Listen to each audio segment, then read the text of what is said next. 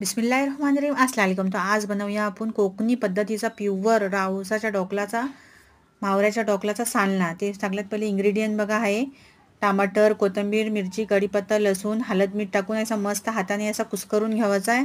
कुस्करून घेतलेल्याचा मजाच एकदम और असते।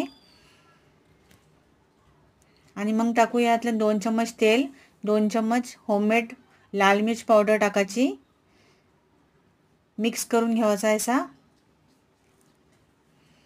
आणि यातलं आपला धावलेला डोकूल आहे ना तो पण ह्यातलं ॲड करायचा आणि तुम्हाला जितका पाणी हवं तितका टाका। हालाकी ह्याचा सालना पातळच बेस लागते, सूप टाईप असा मस्त वाटते। हा बघा मस्त लागते गरम गरम चावल्यासोबत ह्याला खाण्याचा मजाच काय और असते। एकदम तिलतिलीत झणझणीत मस्त असा एकदम लाजवाब सालना आपला तयार आहे। माझा व्हिडिओ तुम्हाला बेस्ट लागला ते प्लीज सबस्क्राईब जरूर करा।